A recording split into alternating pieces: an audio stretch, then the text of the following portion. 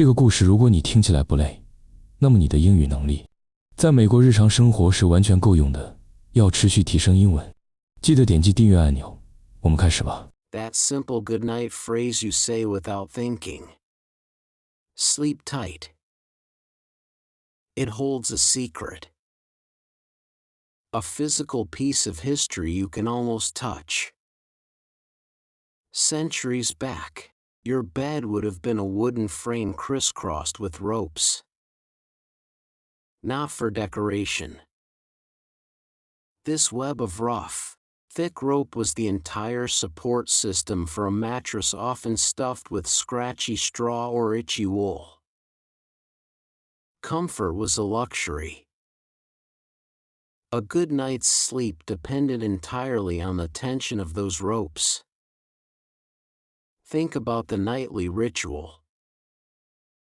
Before climbing in, someone had to check the ropes. Over time, they'd stretch. They'd go slack. The bed would sag in the middle, creating a hammock effect that was anything but comfortable. You'd roll into the person next to you. Your back would ache by morning. So, tightening the ropes wasn't just a chore, it was essential for basic comfort. The phrase "sleep tight" was a direct, practical instruction. It meant, I hope the ropes on your bed are pulled taut so you don't have a miserable night. It was the equivalent of someone today saying, I hope your Wi-Fi doesn't cut out. Now, let's zoom in on a specific scene. A colonial American inn, maybe around the 1700s. A weary traveler pays for a room. He climbs the creaky stairs, exhausted. He drops onto the bed and, thud. The ropes are so loose the mattress is practically on the floor. The night is long and uncomfortable. At dawn, he storms downstairs to complain. The innkeeper, wanting to keep a customer, apologizes. Don't you worry, sir, he might say. Tonight, I'll tighten those ropes myself. You'll sleep tight, I promise you. This direct link between action and result cemented the phrase in everyday language. It was a tangible promise of comfort. But history is messy, and there's another layer. Some word historians point to a different, yet connected, idea. The word tight itself, in Old English, could also mean soundly, properly, or securely. Think about nautical terms. A ship is tight if it doesn't leak. A knot is pulled tight to be secure. So, sleep tight could have carried this double meaning. It wasn't just about the physical bed.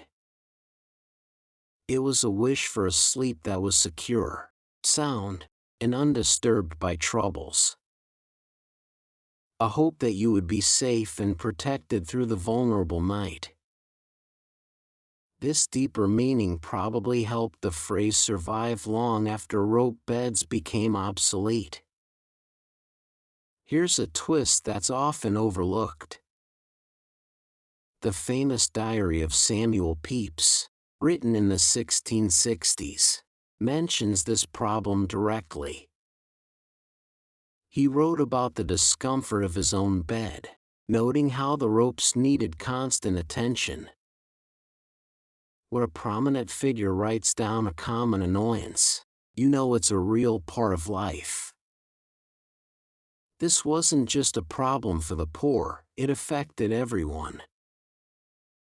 The quest for a good night's sleep is a universal human struggle. And sleep tight is a tiny, linguistic fossil from that battle. The invention of the bed spring in the late 19th century changed everything. Suddenly, the support was built in. The ropes were gone. The literal need vanished. But the phrase didn't. Why? Because it had already burrowed into the culture. Parents whispered it to their children. It had transformed. It was no longer a practical instruction. It became a warm, cozy blanket of words. It carried the echo of care, of someone wishing you genuine, deep, peaceful rest. The physical reality disappeared, but the emotional resonance grew stronger. So, what does this old phrase mean for you? Right now, in a world of memory foam and smart mattresses? It's a reminder. A reminder that the foundation of a good day is a good night. Those old ropes were the foundation. If they were loose, everything was off. Your sleep was ruined. Today, our ropes are loose in different ways. The blue light from your phone screen. The endless to-do list racing in your mind. The late night worrying. These are the modern things that make our bed sag. They ruin the support system for our rest. When you say sleep tight tonight, don't just say the words. Think about the foundation. Are your ropes tight? What do you need to tighten up in your life to grant yourself true, deep rest? Maybe it's turning off notifications an hour before bed. Maybe it's writing down your worries to get them out of your head. The phrase is a call to action. It's a small, ancient piece of wisdom telling you to secure your own rest. Because a tight, secure foundation leads to a bright, productive day. That's a truth that hasn't changed in 1,000 years. 你太棒了，你学完了全部内容，你离英语自由又近了一步。下个视频见。